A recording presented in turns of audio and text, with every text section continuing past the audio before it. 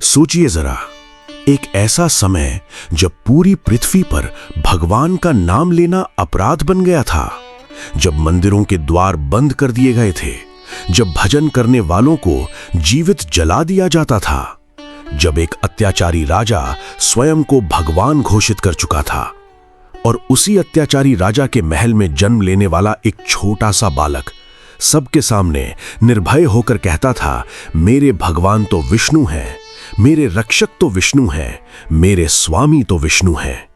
और तब भक्त की रक्षा के लिए भगवान को पत्थर के स्तंभ को फाड़कर स्वयं प्रकट होना पड़ा।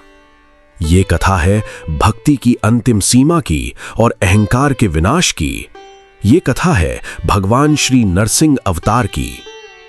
बहुत प्राचीन समय की बात है, जब सृष्टि पर असुरों का प्रभाव बढ़ता जा रहा था। तब दो अत्यंत शक्तिशाली असुर भाई थे, हिरण्याक्ष और हिरण्यकशिपु। दोनों में अपार बल था, परंतु उससे भी अधिक उनमें अहंकार था, और उस अहंकार की जड़ थी भगवान विष्णु से घोर द्वेष। एक दिन हिरण्याक्ष ने अपनी शक्ति के मद में पृथ्वी माता को ही समुद्र की गहराइयों में छिपा दिया। चारों ओर अंधकार फैल गया, देवता भयभीत हो गए, सृष्टि संकट में पड़ गई। तब भगवान विष्णु ने वराह अवतार धारण किया और समुद्र को चीरते हुए पृथ्वी माता को बाहर निकाला और हिरण्याक्ष का वध कर दिया। जब ये समाचार हिरण्यकशिपु के कानों तक पहुंचा तो उसका क्रोध अग्नि बनकर भड़क उठा। उसकी आंखें लाल हो गईं, उसकी मुट्ठियां कस गईं और उसने आकाश की ओर देखकर कहा, विष्णु, मैं तुझे नष्ट कर दूंगा, तेरा नाम लेने वाला कोई नहीं बचेगा, पूरी पृथ्वी पर सिर्फ मेरा नाम लिया जाएगा। लेकिन हिरण्यकशिपु जानता था कि भगवान से युद्ध जीतना आसान नहीं, इसलिए उसने सोचा पहले अमर होना पड़ेगा, फिर ही बदला लिया जा सकता है। और तभी उसने एक निर्णय लिया, ऐसा निर्णय जिसने पूरी सृष्टि का भविष्य बदल दिया। वो चला गया घने जंगलों के भीतर, जहां ना कोई मनुष्य था, ना कोई देवता, ना कोई आवाज, ना कोई सहारा, सिर्फ तप, सिर्फ संकल्प, सिर्फ बदले की आग। वो खड़ा हो गया एक पैर पर, आंखें बंद करके। हजारों वर्षों तक उसका शरीर धीरे धीरे कंकाल बन गया। चींटियां उसके शरीर पर चलने लगीं, लताएं उसके चारों ओर लिपट गईं। लेकिन उसका तप नहीं टूटा, उसका संकल्प नहीं टूटा, उसका अहंकार नहीं टूटा। आखिरकार उसकी तपस्या से ब्रह्मांड कांप उठा, देवता घबरा गए और तब स्वयं ब्रह्मा जी प्रकट हुए। उनके प्रकट होते ही चारों दिशाओं में प्रकाश फैल गया और उन्होंने कहा, हिरण्यकशिपु, मैं तुम्हारी तपस्या से प्रसन्न हूं, मांगो, क्या चाहते हो? हिरण्यकशिपु मुस्कुराया। वो जानता था अब समय आ गया है अमर बनने का। उसने बड़ी चतुराई से कहा, प्रभु, मुझे ना कोई मनुष्य मार सके, ना कोई पशु मार सके, न दिन में मृत्यु हो, न रात में, न घर के भीतर, न घर के बाहर, न धरती पर, न आकाश में, न अस्त्र से, न शस्त्र से। ब्रह्मा जी कुछ क्षण मौन रहे, फिर बोले, तथास्तु। बस यहीं से सृष्टि का संतुलन डगमगाने लगा, क्योंकि अब एक ऐसा अत्याचारी लगभग अमर हो चुका था, जिसके हृदय में न धर्म था, न करुणा थी, न भगवान का भय था। और फिर जब वो अपने राज्य लौटा तो उसने सबसे पहले एक ऐसा आदेश दिया जिसे सुनकर देवता भी कांप उठे। उसने कहा, आज से इस पृथ्वी पर कोई विष्णु का नाम नहीं लेगा। अब से पूरी पृथ्वी पर सिर्फ मेरी पूजा होगी। लेकिन ईश्वर की लीला देखिए, जिस राजा ने भगवान का नाम मिटाने की ठानी, उसी के महल में एक ऐसा बालक जन्म लेने वाला था जो संसार को सिखाएगा कि सच्ची भक्ति क्या होती है। उस बालक का नाम था प्रहलाद। और यहीं से शुरू होती है भक्ति और अत्याचार की सबसे अद्भुत टक्कर की कहानी, जिसमें एक ओर था संपूर्ण पृथ्वी का सबसे शक्तिशाली राजा और दूसरी ओर था एक नन्हा सा बालक जिसके पास केवल भगवान का नाम था। जिस समय हिरण्यकशिपु अपने अहंकार में डूबा हुआ था, उसी समय ईश्वर ने चुपचाप एक ऐसी लीला रची जिसने उसके पूरे साम्राज्य की नींव हिला दी। हिरण्यकशिपु की पत्नी थी रानी कयाधु। वो अत्यंत साध्वी थीं, धर्मपरायण थीं और भीतर से भगवान विष्णु में उनकी आस्था थी। लेकिन पति के भय के कारण वो अपने भाव व्यक्त नहीं कर पाती थीं। एक समय जब हिरण्यकशिपु फिर से तपस्या करने गया हुआ था, तब देवताओं ने सोचा अब अवसर है असुरों का प्रभाव समाप्त करने का।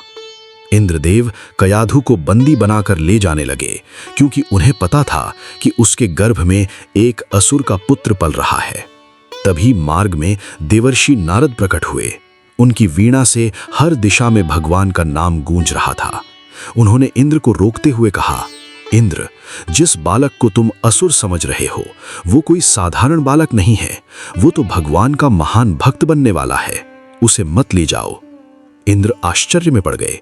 उन्होंने तुरंत कयाधु को मुक्त कर दिया और देवर्षि नारद उन्हें अपने आश्रम में ले आए। अब कयाधु आश्रम में रहने लगी और देवर्षि नारद उन्हें प्रतिदिन भगवान विष्णु की कथा सुनाने लगे, भगवान के नाम का महत्व समझाने लगे, भक्ति का रहस्य समझाने लगे।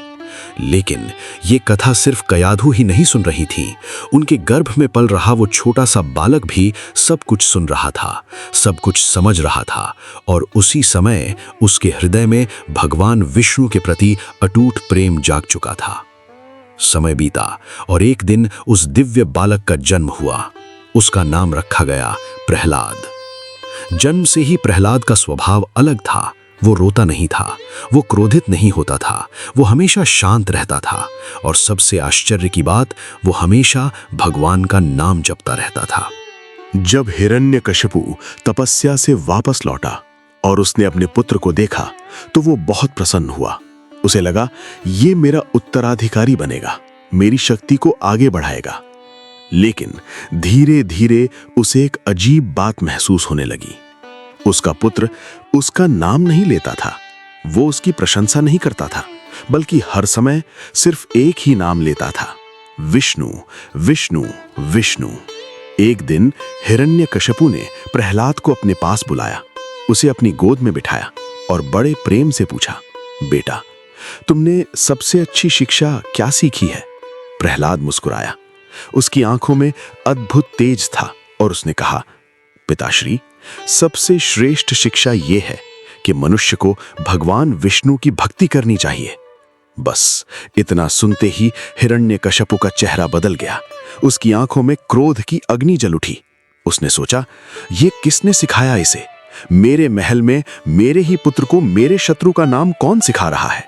उसने तुरंत गुरु शुक्राचार्य के पुत्रों षंड और अमर्क को बुलाया और आदेश दिया, इस बालक को ऐसी शिक्षा दो जिससे ये मेरा भक्त बने, विष्णु का नहीं। अब प्रहलाद को गुरुकुल भेज दिया गया, लेकिन वहां भी कुछ अद्भुत होने लगा। जब भी गुरु राजनीति सिखाते, प्रहलाद भगवान का नाम जपने लगता। जब भी गुरु असुर धर्म सिखाते, प्रहलाद भक्ति का उपदेश देने लगता। धीरे धीरे गुरुकुल के अन्य बालक भी प्रहलाद के पास बैठने लगे और उसकी बातें सुनने लगे। प्रहलाद कहता, मित्रों, ये संसार नश्वर है, सच्चा सहारा केवल भगवान है। उनका नाम लो, उनकी शरण में जाओ। और देखते ही देखते पूरा गुरुकुल भगवान विष्णु के नाम से गूंजने लगा। जब ये समाचार हिरण्यकशिपु तक पहुंचा तो उसका क्रोध अब सीमा पार कर चुका था। उसे समझ आ गया, अब ये केवल अवज्ञा नहीं है, ये तो विद्रोह है। और उसी क्षण उसने एक निर्णय लिया, ऐसा निर्णय जिसे सुनकर धरती कांप उठी। उसने कहा, अब इस बालक को जीवित नहीं रहने दूंगा। लेकिन यहीं मैं आपसे एक छोटी सी प्रार्थना करना चाहता हूं। अगर आपको भक्त प्रहलाद की ये दिव्य कथा रोमांचित कर रही है और आप चाहते हैं कि ऐसी ही शक्तिशाली सनातन धर्म की कथाएं आप तक लगातार पहुंचती रहें, तो अभी इस कथा को लाइक कीजिए, चैनल को सब्सक्राइब कीजिए और कमेंट में लिखिए, जय श्री नरसिंह भगवान। अब जो आगे होने वाला था वो केवल एक पिता और पुत्र की कहानी नहीं थी, वो था भक्ति और अहंकार का युद्ध, जहां एक ओर पूरी पृथ्वी का सबसे शक्तिशाली राजा था और दूसरी ओर भगवान का एक छोटा सा भक्त। और अब हिरण्यकशिपु अपने ही पुत्र को मारने की योजना बनाने वाला था, लेकिन उसे पता नहीं था कि जिस बालक को वो मारना चाहता है उसकी रक्षा स्वयं भगवान करने वाले हैं। हिरण्यकशिपु अब समझ चुका था कि उसका पुत्र सिर्फ उसकी आज्ञा का उल्लंघन नहीं कर रहा, बल्कि उसके पूरे साम्राज्य की नींव हिला रहा है। वो क्रोध से कांप उठा। उसने सिंहासन पर बैठकर गरजते हुए कहा, यदि ये मेरा पुत्र है तो मेरी आज्ञा माने, और यदि ये विष्णु का भक्त है तो इसे जीवित रहने का कोई अधिकार नहीं। उसने सैनिकों को आदेश दिया, इस बालक को तुरंत मेरे सामने से दूर ले जाओ और इसका अंत कर दो। सैनिक प्रहलाद को पकड़कर महल के बाहर ले गए। उनके हाथों में तलवारें थीं, आंखों में क्रूरता थी, लेकिन प्रहलाद के चेहरे पर न भय था, न चिंता थी, न घबराहट थी। वो शांत खड़ा था और धीरे धीरे भगवान का नाम जप रहा था, नारायण नारायण नारायण। सैनिकों ने तलवार उठाई और प्रहार किया, लेकिन जैसे ही तलवार प्रहलाद के शरीर के पास पहुंची, वो स्वयं टूट गई। सैनिक घबरा गए। उन्होंने फिर प्रयास किया, लेकिन हर बार उनकी तलवारें कमजोर पड़ जातीं और टूट जातीं। जब यह समाचार हिरण्यकशिपु तक पहुंचा तो उसका क्रोध और बढ़ गया। उसने कहा, यदि तलवार से नहीं मरता तो विष देकर मारो। प्रहलाद को भयंकर विष दिया गया, इतना तीव्र विष कि बड़े से बड़ा योद्धा क्षण भर में मर जाए। लेकिन प्रहलाद ने वो विष भी भगवान का स्मरण करते हुए पी लिया और कुछ भी नहीं हुआ। वो पहले की तरह शांत बैठा रहा और भगवान का नाम जपता रहा। अब हिरण्यकशिपु का धैर्य टूट चुका था। उसने आदेश दिया, इसे विषैले सांपों के बीच डाल दो। प्रहलाद को एक अंधेरी जगह ले जाया गया, जहां चारों ओर भयानक विषैले नाग फुफकार रहे थे। उनकी आंखें चमक रही थीं, उनकी फुफकार हवा को कंपा रही थी। सैनिकों ने प्रहलाद को उन नागों के बीच डाल दिया, लेकिन जैसे ही नाग प्रहलाद के पास पहुंचे, वे शांत हो गए, मानो किसी अदृश्य शक्ति ने उन्हें रोक दिया हो। कुछ ही क्षणों में वे नाग प्रहलाद के चरणों के पास शांत होकर बैठ गए। जब ये समाचार फिर से हिरण्यकशिपु तक पहुंचा तो अब उसका क्रोध पागलपन में बदल चुका था। उसने कहा, इसे हाथियों के पैरों तले कुचल दो। विशाल हाथियों को लाया गया। उनकी चिंगाड़ पूरे महल में गूंज रही थी, धरती कांप रही थी। प्रहलाद को उनके सामने खड़ा कर दिया गया। हाथियों को आदेश मिला, आगे बढ़ो और कुचल दो। लेकिन जैसे ही हाथी प्रहलाद के पास पहुंचे, वे रुक गए। उनकी चिंगाड़ शांत हो गई और वे प्रहलाद के सामने अपना सिर झुकाकर खड़े हो गए। अब हिरण्यकशिपु की आंखों में अविश्वास था, क्रोध था और भय भी था। उसने अंतिम प्रयास करने का निर्णय लिया।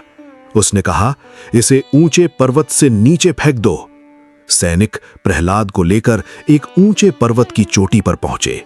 नीचे गहरी खाई थी, भयानक अंधकार था। उन्होंने प्रहलाद को ऊपर से नीचे धक्का दे दिया, लेकिन जैसे ही प्रहलाद नीचे गिरा, उसे ऐसा लगा मानो किसी ने उसे अपनी बाहों में पकड़ लिया हो। वो सुरक्षित धरती पर उतर गया और फिर से भगवान का नाम जपने लगा। अब हिरण्यकशिपु का धैर्य समाप्त हो चुका था। उसे समझ नहीं आ रहा था कि ये छोटा सा बालक आखिर बच कैसे रहा है। और तभी उसने एक और भयानक योजना बनाई। उसने अपनी बहन होलिका को बुलाया, जिसे अग्नि में न जलने का वरदान प्राप्त था। उसने कहा, होलिका, इस बालक को अपनी गोद में लेकर अग्नि में बैठ जाओ। आज इसकी भक्ति का अंत कर दो। लेकिन हिरण्यकशिपु नहीं जानता था कि अब समय आ चुका है उसकी शक्ति के अंत का, और भगवान के प्रकट होने का संकेत धीरे धीरे सृष्टि में गूंजने लगा था। अब हिरण्यकशिपु का धैर्य समाप्त हो चुका था। उसे समझ नहीं आ रहा था कि एक छोटा सा बालक उसकी सारी शक्ति को बार बार चुनौती कैसे दे रहा है। उसने अपनी बहन होलिका को बुलाया। होलिका, जिसे अग्नि में न जलने का वरदान प्राप्त था, जिसे अपनी शक्ति पर पूर्ण विश्वास था। होलिका मुस्कुराई और बोली, भैया, आज इस बालक की भक्ति अग्नि में समाप्त हो जाएगी। एक विशाल चिता तैयार की गई। लकड़ियों का ऊंचा ढेर लगाया गया। चारों ओर सैनिक खड़े हो गए। पूरे राज्य के लोग इस दृश्य को देखने के लिए इकट्ठा हो गए। होलिका प्रहलाद को अपनी गोद में लेकर चिता पर बैठ गई। चारों ओर अग्नि प्रज्वलित कर दी गई। लपटें उठने लगीं, धुआं फैलने लगा, आकाश लाल हो गया। लेकिन प्रहलाद की आंखें बंद थीं और उसके होठों पर केवल एक ही नाम था, नारायण, नारायण, नारायण। धीरे धीरे अग्नि और प्रचंड होती गई। लपटें आकाश को छूने लगीं। चारों ओर भय का वातावरण फैल गया। और तभी एक अद्भुत घटना हुई जिसे देखकर पूरा राज्य स्तब्ध रह गया। जिस होलिका को अग्नि से बचने का वरदान था, वो जलने लगी। उसका वरदान समाप्त हो गया और जो बालक अग्नि के बीच बैठा था, वो सुरक्षित रहा। उसके शरीर को अग्नि की एक चिंगारी भी स्पर्श नहीं कर सकी, क्योंकि वो अकेला नहीं था, उसके साथ स्वयं भगवान की कृपा थी। जब ये समाचार हिरण्यकशिपु तक पहुंचा, तो अब उसके भीतर क्रोध के साथ साथ भय भी उत्पन्न होने लगा। उसने सोचा, यह संभव नहीं है, कोई साधारण बालक इतनी बार मृत्यु से बच नहीं सकता। उसने तुरंत प्रहलाद को अपने दरबार में बुलवाया। विशाल सभा लगी। चारों ओर असुर सेनापति खड़े थे। राजा सिंहासन पर बैठा था और सामने निर्भय खड़ा था एक छोटा सा बालक, प्रहलाद। हिरण्यकशिपु ने क्रोध से कांपती आवाज में पूछा, प्रहलाद, तुझे बार बार बचाने वाला आखिर है कौन? प्रहलाद ने शांत स्वर में कहा, पिताश्री, मुझे बचाने वाले मेरे भगवान हैं, भगवान विष्णु। ये सुनते ही सभा में सन्नाटा छा गया। हिरण्यकशिपु गरज उठा, कहां है तेरा भगवान? क्या वो इस महल में है?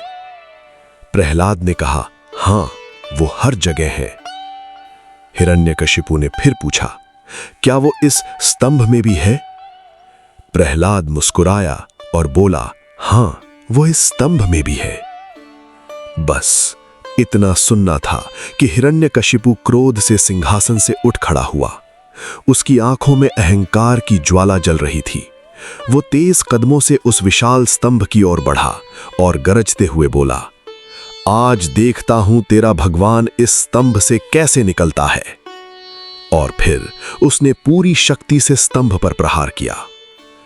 जैसे ही उसका प्रहार स्तंभ पर पड़ा, पूरा महल कांप उठा। धरती हिलने लगी, आकाश गूंज उठा। चारों दिशाओं में एक भयानक गर्जना फैल गई। वो कोई साधारण आवाज नहीं थी, वो प्रकट होने वाले भगवान की गर्जना थी। स्तंभ धीरे धीरे फटने लगा। उसके भीतर से एक दिव्य प्रकाश निकलने लगा, ऐसा प्रकाश जिसे देखकर देवता भी कांप उठे, असुर भी भयभीत हो गए। और उसी क्षण सृष्टि ने पहली बार देखा एक ऐसा स्वरूप जो न मनुष्य था न पशु था, लेकिन अहंकार के अंत के लिए स्वयं प्रकट हुआ था। अब समय आ चुका था हिरण्यकशिपु के अंत का और भक्त प्रहलाद की विजय का। स्तंभ फट चुका था, महल कांप रहा था, आकाश गरज रहा था और उसी क्षण उस स्तंभ के भीतर से एक ऐसी गर्जना हुई जिसने देवताओं के हृदय हिला दिए और असुरों के प्राण सुखा दिए। वो कोई साधारण गर्जना नहीं थी, वो धर्म की रक्षा की घोषणा थी। वो अहंकार के अंत का संकेत था। वो भगवान के प्रकट होने की ध्वनि थी। और फिर स्तंभ के भीतर से एक दिव्य स्वरूप प्रकट हुआ, ऐसा स्वरूप जिसे देखकर स्वयं काल भी ठहर जाए। आधा शरीर मनुष्य का, आधा स्वरूप सिंह का, आंखें सूर्य के समान तेजस्वी, नख वज्र से भी कठोर, केश अग्नि की लपटों जैसे और मुख से निकलती भयंकर गर्जना। वो थे भगवान श्री नरसिंह। उन्हें देखते ही संपूर्ण सभा भय से कांप उठी। असुर भागने लगे, देवता आकाश से ये अद्भुत दृश्य देखने लगे। लेकिन भगवान नरसिंह की दृष्टि केवल एक ही व्यक्ति पर थी, हिरण्यकशिपु। हिरण्यकशिपु जो स्वयं को अमर समझता था, जो स्वयं को ईश्वर समझता था, आज पहली बार भय महसूस कर रहा था। उसने अपनी तलवार उठाई और गर्जना करते हुए बोला, तू कौन है? भगवान नरसिंह गरजे, मैं वही हूं जिसे तू खोज रहा था, मैं वही हूं जिसे तू मिटाना चाहता था, मैं वही हूं जिसे मेरा भक्त पुकार रहा था। हिरण्यकशिपु ने भगवान पर प्रहार किया, लेकिन भगवान नरसिंह ने क्षण भर में उसे पकड़ लिया। उसे उठाकर महल के द्वार की चौखट पर ले आए, जो न घर के भीतर थी न घर के बाहर। समय था संध्या का, जो न दिन था न रात। भगवान नरसिंह ने उसे अपनी जांघों पर बैठा लिया, जो न धरती थी न आकाश, और फिर अपने नखों से उसका वध कर दिया, जो न अस्त्र थे न शस्त्र। इस प्रकार ब्रह्मा जी के वरदान की एक एक शर्त पूरी करते हुए भगवान ने अहंकारी हिरण्यकशिपु का अंत कर दिया। जैसे ही हिरण्यकशिपु का अंत हुआ, पूरी पृथ्वी पर शांति फैल गई। देवताओं ने आकाश से पुष्प वर्षा की, ऋषि मुनि भगवान की स्तुति करने लगे। लेकिन भगवान नरसिंह का क्रोध अब भी शांत नहीं हुआ था। उनकी गर्जना अब भी गूंज रही थी, उनका तेज अब भी प्रचंड था। कोई देवता उनके पास जाने का साहस नहीं कर पा रहा था। यहां तक कि माता लक्ष्मी भी उस क्षण उनके समीप नहीं गईं। तब देवताओं ने कहा, अब केवल एक ही व्यक्ति भगवान को शांत कर सकता है, और वो है उनका परम भक्त प्रहलाद। छोटे से प्रहलाद धीरे धीरे भगवान के पास पहुंचे। उन्होंने भगवान के चरणों में सिर झुका दिया और कहा, प्रभु, मैं आपका सेवक हूं। यदि मुझसे कोई सेवा हो सके तो आदेश दीजिए। जैसे ही भगवान ने अपने भक्त प्रहलाद को देखा, उनका क्रोध शांत होने लगा। उनकी आंखों में करुणा आ गई, उनका स्वरूप मृदु होने लगा। भगवान ने प्रहलाद को उठाया, उसे अपने हृदय से लगा लिया और कहा, वत्स, मैं सदैव अपने भक्तों की रक्षा करता हूं। जो मुझे सच्चे मन से पुकारता है, मैं उसके लिए कहीं से भी कभी भी प्रकट हो जाता हूं। प्रहलाद ने कहा, प्रभु, मुझे कोई वरदान नहीं चाहिए, मुझे केवल आपकी भक्ति चाहिए। भगवान मुस्कुराए और बोले, तुम्हारी भक्ति युगों युगों तक संसार को प्रेरणा देगी। उस दिन से यह सिद्ध हो गया कि अहंकार चाहे कितना भी बड़ा क्यों ना हो, भक्ति उससे बड़ी होती है। शक्ति चाहे कितनी भी प्रबल क्यों ना हो, भगवान की इच्छा उससे बड़ी होती है। और जो भक्त सच्चे हृदय से भगवान को पुकारता है, भगवान उसके लिए स्तंभ से भी प्रकट हो जाते हैं। इसी दिव्य घटना की स्मृति में वैशाख मास की शुक्ल चतुर्दशी को नरसिंह जयंती मनाई जाती है। और इस दिन जो भी श्रद्धा से भगवान नरसिंह की पूजा करता है, उसके जीवन से भय दूर हो जाता है, कष्ट दूर हो जाते हैं और भगवान उसकी रक्षा स्वयं करते हैं। बोलिए भक्त प्रहलाद महाराज की जय, भगवान श्री नरसिंह देव की जय।